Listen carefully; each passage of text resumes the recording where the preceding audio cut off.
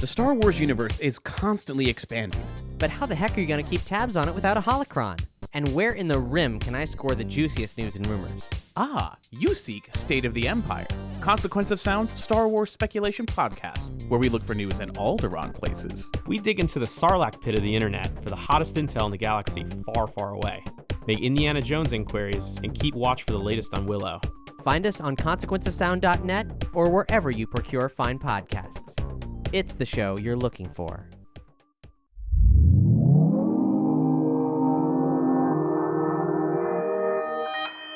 Consequence Podcast Network.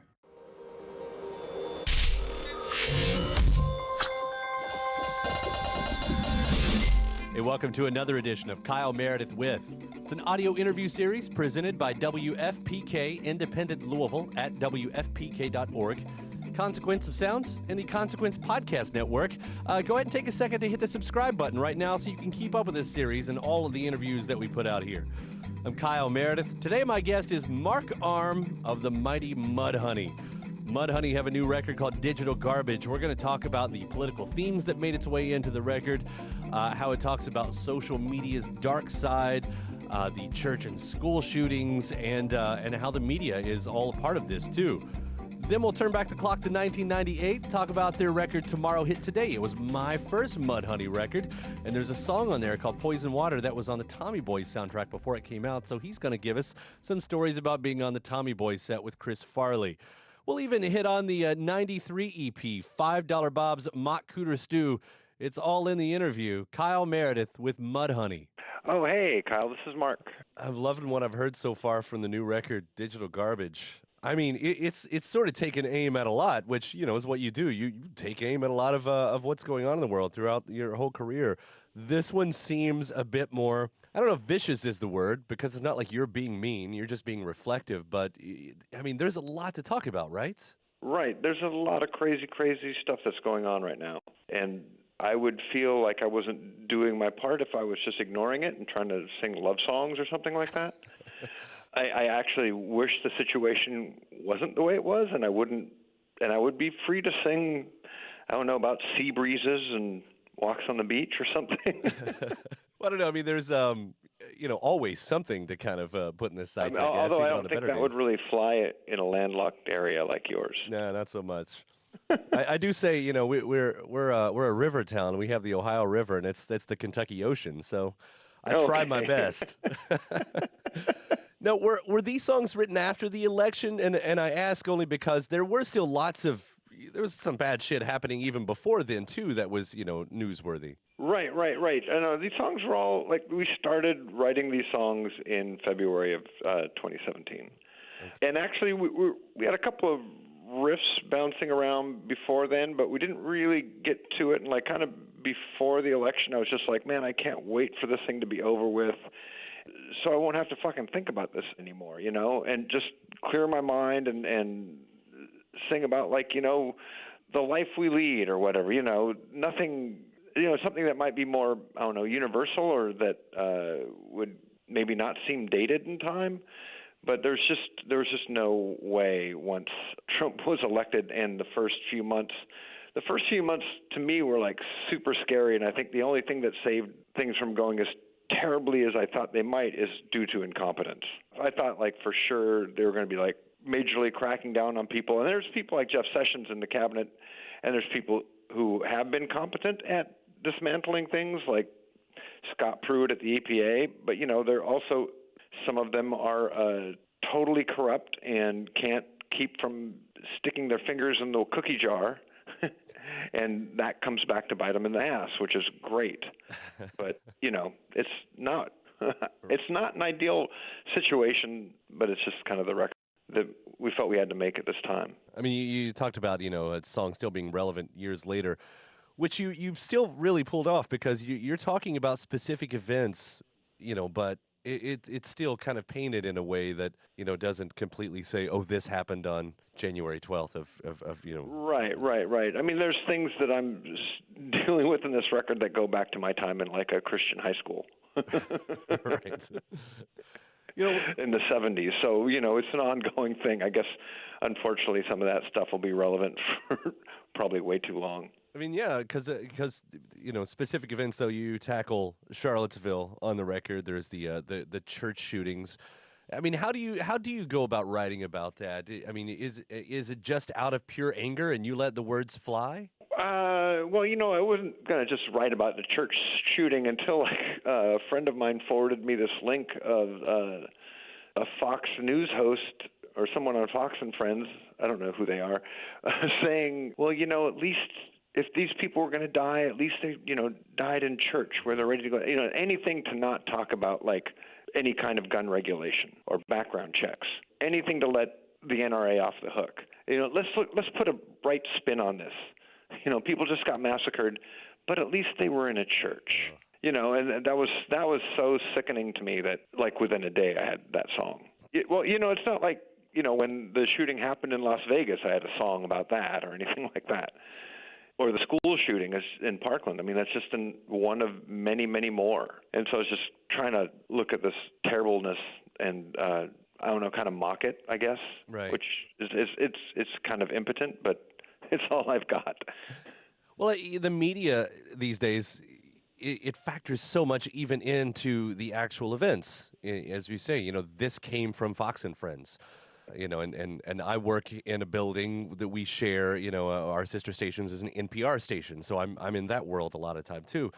Right. And I know that sort of factors into how all this is, because it's not just that an event happens, it's also how it's always portrayed and how it's reported in the news of how it comes out, which is, it shouldn't be that way. We used to have, I feel like, we used to have Jon Stewart at least, on call to kind of call out the news stations when this stuff would happen. And it just feels like sort of crazy and wild right now. And that makes it into this record as well, doesn't it? Well, I mean, there's still Trevor Noah at The Daily Show and some of the late night comedians that call this stuff out. But there used to be, when I was growing up, I'm so old. I remember there were 3 main networks around the world, and then public, broadcasting. And so, everyone kind of got the news it was sort of pretty objective, and everyone relied on the same facts.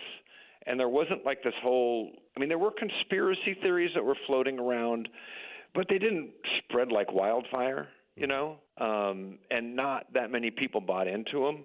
The people who believed the Rothschilds ran the world were just few and far between and pretty crazy. Never giving that podium that they get now. I mean, yeah. And that's sort of comes up in the first single too, doesn't it? Paranoid Core, because that's what I feel like it just incites that. Yeah. That's exactly what that's all about. I'll bring up another of the singles too. The second one we've heard with Kill Yourself Live. That on the other side, now you've got the actual events, you've got the media cycle, and now you've got the social angle, which is this holy trifecta of where we are right now. How did that one come about? Oh,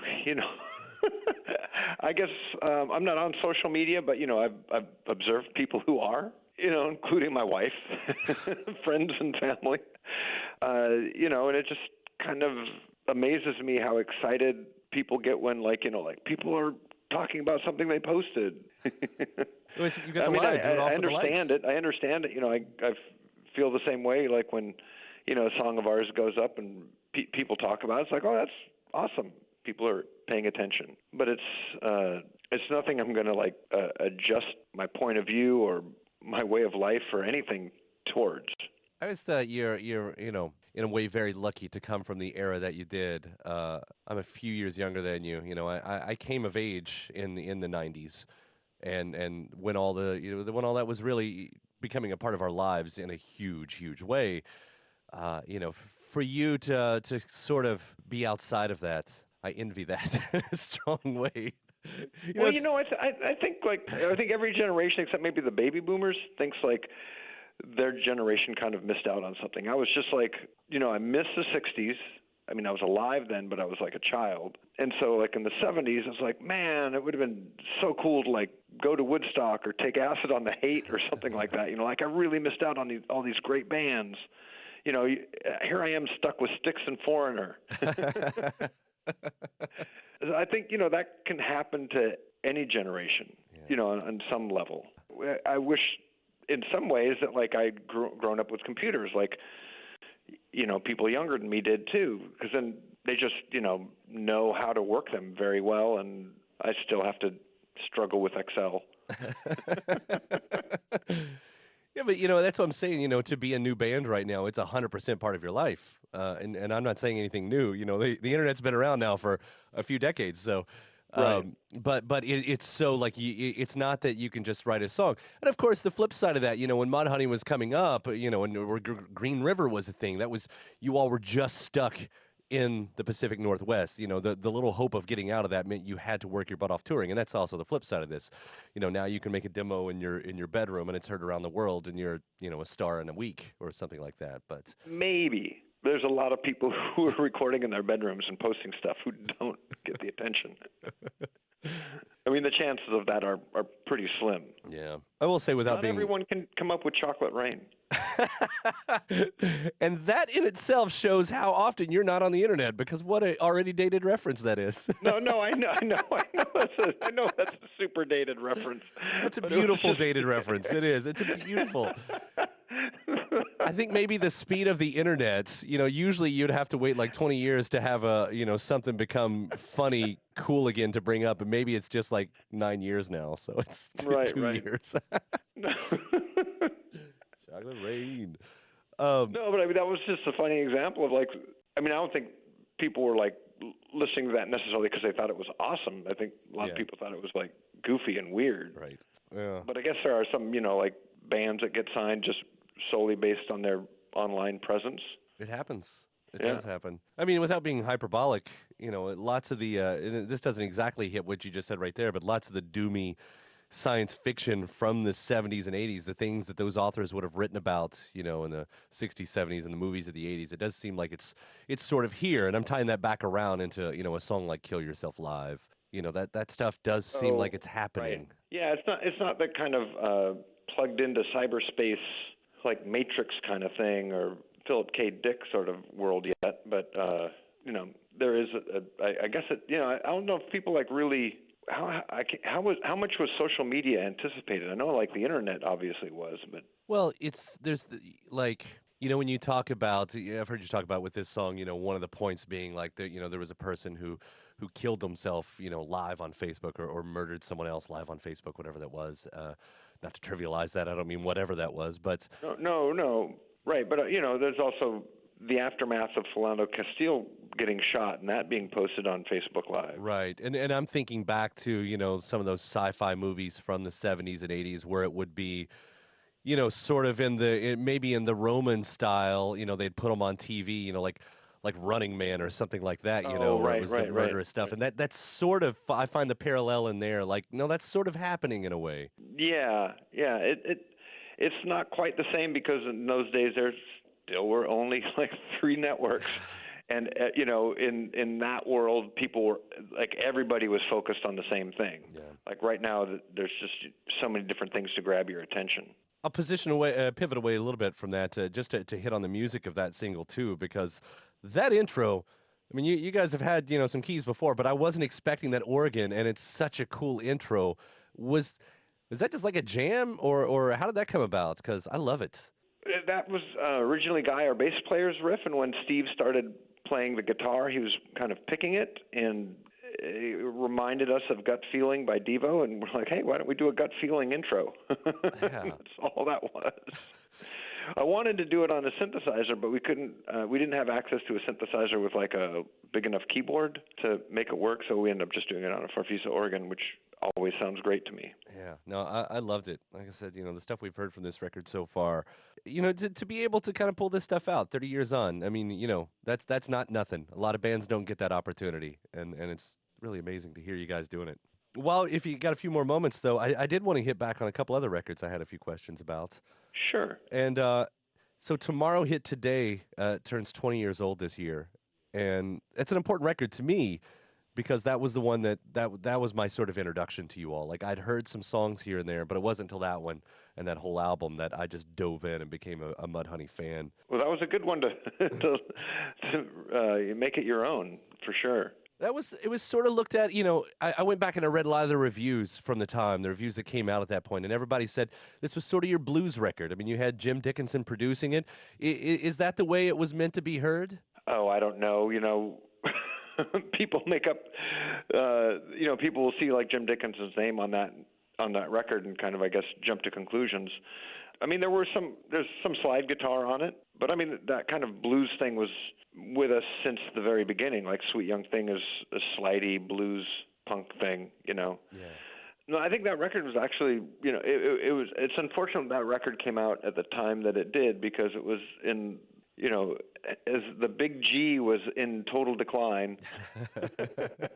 And I think at that time, like, people were even saying things like, rock and roll is dead, and the new thing is this electronic dance music. Like at the time it was like Prodigy and the Crystal Method and things like that. Yeah. I mean, you've heard stuff about rock and roll being dead over and over again since the 50s. Since the 50s, yeah. And the idea that any form of music is dead is just absurd to me. It's maybe not going to be in like the popular culture, but that's fine. As long as some kid's like bashing away in a garage somewhere, that's alive right there for that kid. I mean, Mudhoney never exactly had to compete with the mainstream. I mean, although there was the groundswell of the sound that I'm sure, gave you all a brighter spotlight. That was just sort of weird happenstance, I think, I think it was all about location, and timing. Yeah. I mean, we were never meant to be, just listen to us. We were never meant to be like a big radio band. And that was never anything that we were aiming for. But, when the opportunity's there, and I guess what I'm getting to, so, the grunge thing had waned, and now we're getting even into the post-grunge thing, and electronic and rap rock is right around the corner from this. And when you come out with a record like Tomorrow Hit Today, was there ever a sense that when it came out, you thought that you noticed at that point, like, I wonder if this isn't going to be what we hope it is, or the label hopes it is, or something? We kind of had a feeling this was like our last thing that we would be doing with a major label. Our A&R guy, David Katz-Nelson, was always in our corner and fought really, really hard for us, but he was fighting against a new head of A&R who actually wanted to drop us before we got to record. And I'm glad that didn't happen, only because we wouldn't have had the budget to do a record like that had we been dropped, Like, this is the first and only record that we actually used a major label budget on. We had major label budgets before, but we would always, like, what we didn't spend in the studio, we would get to keep the back end. Oh, yeah. And the deal was set up for our third record, which was the first option, that whatever we didn't use in the back end that the record company would keep. So we were just like, well, we might as well just blow all of this. Yeah. I mean, it's a hell of a record. It really is. I still, when I go back and listen to it, I mean, I had to laugh. It's one of my all-time favorite singles that you guys did. It's, and it goes through there, and I Will Fight No More Forever. Luckily, It's not your own mantra, by the way. I appreciate that. And I did want to ask the story about Poison Water, because that had sort of reared its head, a year or two before. That's the song you played in the movie Tommy Boy, right? Yeah, we'd actually wrote that shortly after My Brother the Cow. Just didn't quite make it in time for that record. So, and when Tommy Boy came out, hey, we have a new song. I guess this will work. What was it like on that set? I mean, is there any memories that stand out of being around, Farley and Spade? Spade wasn't around, but Farley was. Obviously, we were doing scenes with him, and he was super funny. But it was odd that, like, he would do these spiels, and sometimes almost just we were like as an audience, like he was just trying to crack us up and the crew and everyone. Yeah, he was going over this. We're just sort of standing around. He was going over like his entrance to one of the scenes with Penelope Spheeris, and he's like, how about if I do this? How about it just kept, like, his suggestions kept getting crazier and crazier, and we're just standing there going, like, like, kind of listening, and then he's like, what do I have to do to get a laugh out of you guys? We're like, I don't know. I thought you were serious. And Gary Busey was on set for some reason, even though he wasn't shooting that day. Oh. That was kind of weird. Sure, that'll cause they let Gary on. That's a great scene. I mean, it's still one of those, great scenes of 90s movies, especially It's pretty funny. Yeah. nothing out like a good yelling out of "Kill Whitey" every now and then to get the party really going. Oh man, and I'll just kind of final point here, hitting that EP $5 Bob's Mock Cooter Stew turning 25 this year as well. Good Lord! Yeah, sort of one of those. Track of that. Yeah, well, that's what I say. It's sort of one of those in between lost little moments in the catalog, which I thought it's an EP between LPs, and some of the stuff was old and some of the stuff was new, but that was, to be released in '93. That really was right in the middle of that explosion, and then you're like, and here's something else. Did that feel just like I don't know, a toss-off is the right word, but it kind of was. We knew that we weren't going to be ready to record another record for a while, but we had, I think it was like 4 songs, and the aforementioned David Katz-Nelson suggested we go in and do an EP and record those 4 songs. And I think later on a couple more B-sides were added to it to kind of flesh it out. Yeah. And the songs were really diverse.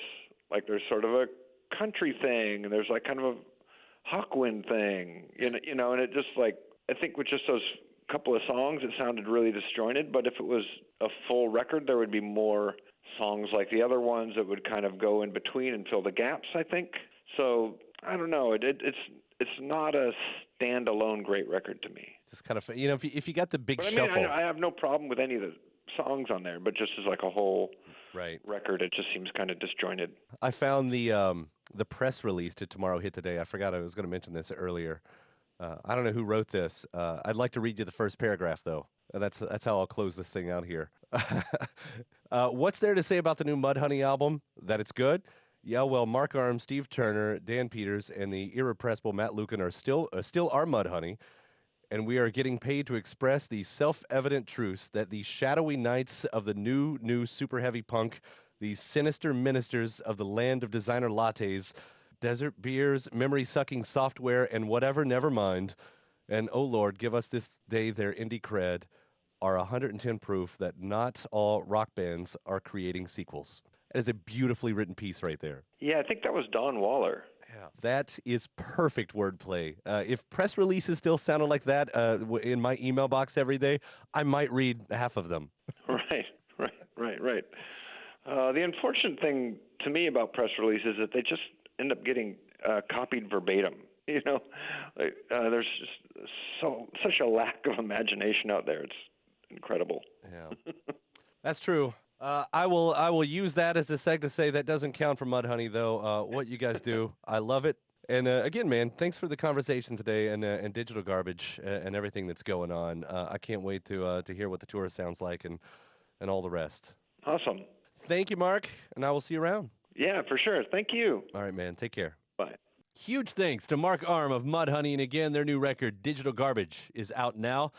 Hit the subscribe button if you haven't already. Keep up with these interviews, whether you're listening on YouTube or you're checking out the podcast at iTunes or Podchaser, wherever you get it from. Subscribe, give it a rating, leave a review. Then you're going to head over to WFPK.org. That's where I do a show every Monday through Thursday from noon to 3 Eastern, where you'll also find some bonus episodes of this series. I'm Kyle Meredith. I'll see you next time.